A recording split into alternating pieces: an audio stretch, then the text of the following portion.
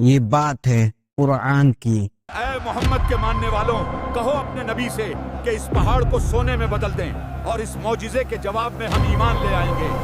یہ بات ہے اس انسان کی جس نے اللہ کے نبی کو حسن اور مال سے خریدنا چاہا۔ خرید لیں گے آپ کو، کر لیں گے سودے بازی، مکہ کی خوبصورت عورتیں اور مال دے کر، بالکل ضرورت پڑی تو انہیں اپنا سردار بنا لیں گے۔ یہ بات ہے اس رات کی جب توحید اور شرک کو ایک کرنے کی کوشش کی گئی۔ خوش آمدید محمد، آپ کے پیغام سے ہم سب کا دل روشن ہو گیا۔ ایک پیشکش لے کر آئے، ایک سمجھوتا۔ یہ بات ہے سورہ کافرون کی۔ قل یا ایھا الکافرون۔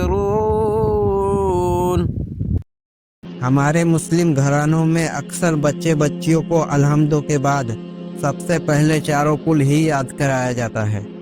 قل یا ایھا الکافرون لا اعبد ما تعبدون۔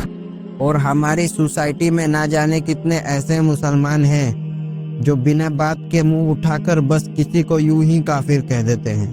ہاں بھائی مشتاق، وہ دیکھیو رمضان میں کیسے جوس پی رہا۔ کافر ہے۔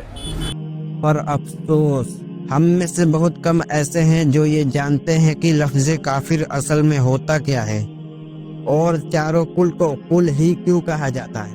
زمال پیغمبر کے کل اعلان حق لگتے ہیں، مجھے ڈر ہے کہیں ہم برباد نہ ہو جائیں۔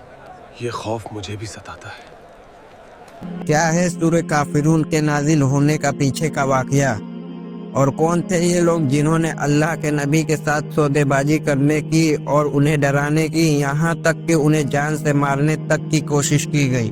ہماری تمام کوششیں ناکام کر دی محمد نے، اب آپ کے قتل کے علاوہ کوئی اور راستہ نہیں۔ یہ کام کرے گا کون؟ اور سب سے زیادہ امپورٹنٹ، 1400 سال پرانی اس صورت کا کیا کام ہے؟ آج ہماری زندگی میں ان سب سوالوں کا جواب جانیں گے اس ویڈیو میں۔ اعوذ باللہ من الشیطان الرجیم، بسم اللہ الرحمن الرحیم۔ قل یا ایھا الکافرون لا اعبد ما تعبدون۔ اسکالرز کہتے ہیں کہ سورہ کافرون مکہ کے اس دور میں نازل ہوئی جب مکہ کے سردار اپنے ہر ظلم، ہر چال کے باوجود ناکام ہو گئے۔ 4 دن سے تیرا یہ حال ہے، اب تو بول دے کہ عزا تیرا خدا ہے۔ یہ قبیلوں کے سردار ایمان لائے ہوئے لوگوں پر ظلم کرتے، ان کے سینوں پر پتھر رکھتے، ان کے جسم کو آگ سے دہکاتے، یہاں تک کہ ان کو اتنا پیٹتے کہ جسم سے گوشت الگ ہو جاتا۔ بتا، کیا تو اب بھی نبی پہ یقین رکھتا ہے؟ بول مردود، بلا اپنے اس اللہ کو۔ ہر کوشش، ہر ظلم کے باوجود بھی جب مسلمان اسلام کی راہ سے نہ ہٹے تو ان مکہ کے سرداروں نے اپنا رخ بدل لیا۔ انہوں نے فیصلہ کیا کہ آپ صلی اللہ علیہ وسلم کو خرید لیں گے۔ ہماری ہر چال بیکار ہو گئی، ہم نے انہیں شاعر کہا، دیوانہ کہا، سمجھ نہیں آتا اب کیا کریں۔ سب بیکار۔ عقل مندی اسی میں ہے کہ ہم انہیں حسن اور پیسوں کے دم پر خرید لیں۔ صحیح کہتے ہو اتبا، خرید لیں گے آپ کو مکہ کی خوبصورت عورتیں اور مال دے کر، بالکل ضرورت پڑی تو انہیں اپنا سردار بنا لیں گے۔ خرید لیں گے۔ لیکن مکہ کے سرداروں کی یہ کوشش بھی ناکام ہو گئی۔ جسے اللہ نے کوثر عطا کر دی ہو، پھر اسے کس چیز سے خریدا جا سکتا ہوگا؟ اللہم صلی علی۔ مگر پھر ان سب نے ایک ایسی ترکیب نکالی جس کا فیل ہونا آلموسٹ ناممکن تھا۔ سمجھ نہیں آتا آپ چاہتے کیا ہے؟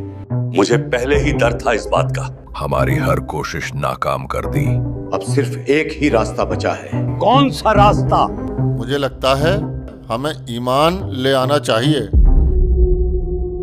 اس سے گھٹیا بات میں نے آج تک نہیں سنی۔ کیا کہا؟ ایمان لے آئیں؟ پاگل ہو گئے ہو ولید۔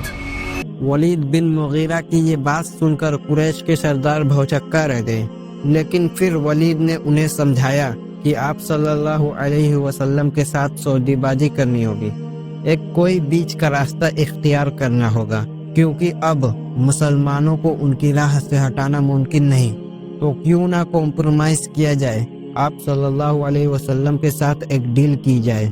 ایک ایسا سودا جس میں ہم سب کا اور مکہ کے اس کاروبار کا سلسلہ چلتا رہے۔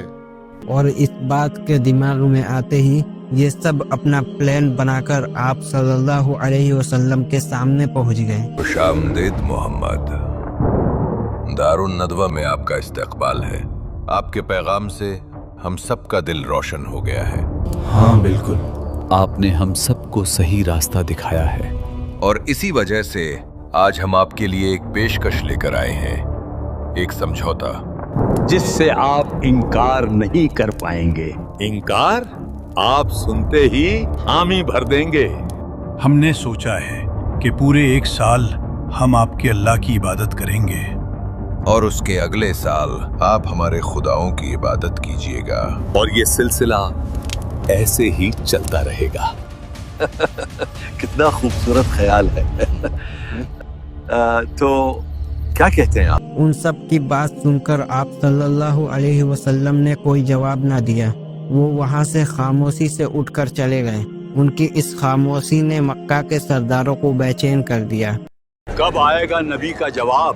اب انتظار نہیں ہوتا۔ سمجھتا ہوں، لیکن انتظار کے علاوہ ہمارے پاس کوئی اور راستہ نہیں۔ کچھ کتابوں میں یہ بھی مینشن ہے کہ انہیں الگ الگ وقت پر الگ الگ طرح کے آفر دیے گئے، لیکن ہر بار آپ صلی اللہ علیہ وسلم کا جواب صرف اور صرف خاموشی ہوتا۔ مکہ میں سگبگاہٹ پھیل گئی، طرح طرح کے لوگ بات کرنے لگے۔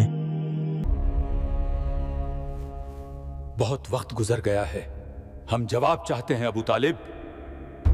مجھے سمجھ نہیں آتا پیغمبر انہیں جواب کیوں نہیں دیتے؟ میرے بھائی، پیغمبر اپنی طرف سے کوئی بات نہیں کہتے۔ ہو نہ ہو، آپ ضرور اللہ کے حکم کے انتظار میں ہیں۔ یعنی وہی کے انتظار میں؟ بالکل۔ اور پھر وہ جواب بھی آ گیا جس کا مکہ کے سرداروں کو انتظار تھا۔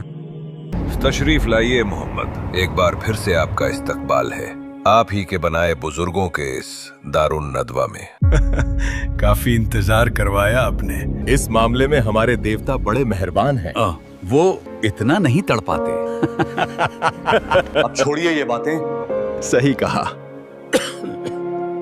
آپ تو یہ بتائیے، کیا سوچا آپ نے؟ سوچنا کیا تھا، اللہ کے نبی نے انہیں وہ جواب دیا جس کا حکم اللہ نے انہیں دیا تھا۔ یہ جواب تھا سورہ کافرون۔ ابو طالب، ہنگامہ مچ گیا ہے۔ پیغمبر نے سرداروں کو کافر کہہ دیا ہے۔ کیا؟ اے پیغمبر صلی اللہ علیہ وآلہ وسلم، کہہ دو کہ اے کافرو، جن بتوں کو تم پوجتے ہو ان کو میں نہیں پوجتا، اور جس معبود کی میں عبادت کرتا ہوں اس کی تم عبادت نہیں کرتے۔ تمہارے لیے تمہارا رستہ، میرے لیے میرا رستہ۔